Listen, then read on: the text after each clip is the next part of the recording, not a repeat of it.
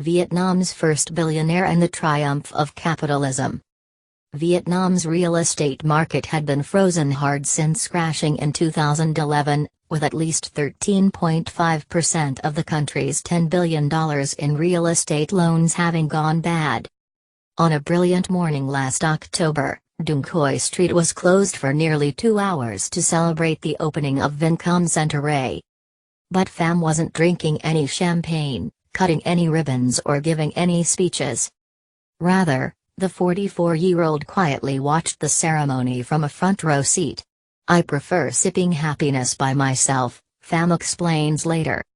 Pham's given name translates as prosperity, and he is often described as the Vietnamese Donald Trump.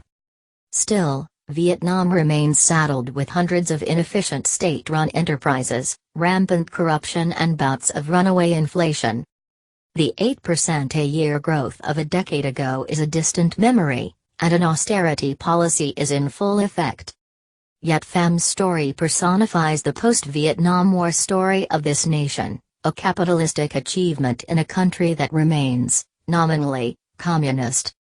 Pham was born in Hanoi in 1968, the same year as the Tet Offensive, the most momentous year that still shapes Vietnam today. His father served in the North Vietnamese Air Defense Force, his mother ran a sidewalk tea stand. While the North won the war and united the country, the national finances were in ruins, and the country's leaders were married to 5-year plans. Pham's family at one point survived solely on his mother's meager earnings. Pham escaped his circumstances through books. He proved himself something of a math prodigy, earning a scholarship to study the economics of raw material extraction at the Moscow Geological Prospecting Institute. The collapse of the Soviet Union had given way to a swirl of chaos. And back home, Vietnam had begun experimenting with market-based reforms within the ongoing socialist structure. After marrying his college sweetheart, Pham decided to remain abroad to try to take advantage of post-Soviet opportunities. The young couple made their way to another nation struggling in its capitalistic infancy, Ukraine. After scraping together $10,000 from family and friends, he opened a Vietnamese restaurant in Ukraine.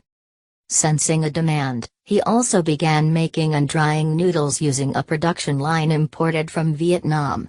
The concept of instant noodles was completely new to Ukrainians and an instant hit.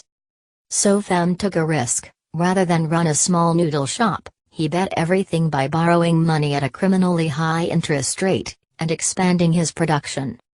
He primed the virgin market by producing 500,000 small packages, and giving them away with Vietnamese-themed calendars. The locals quickly became hooked on flavored instant noodles, and Pham became Ukraine's processed food king.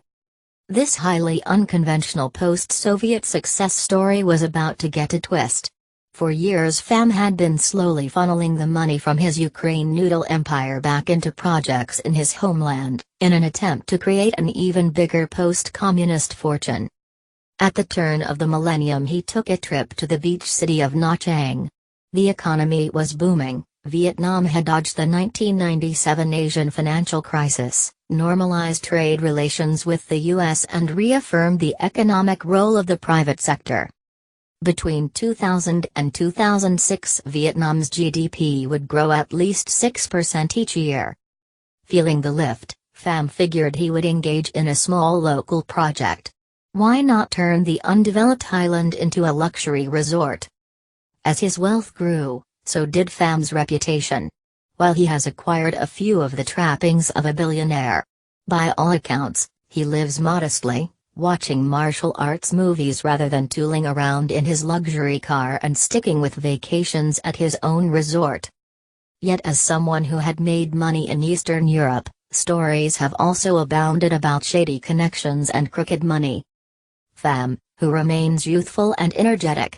According to the rumors, "I've died at least 4 times in the last year," he says. The most recent story, "I have died because of cancer.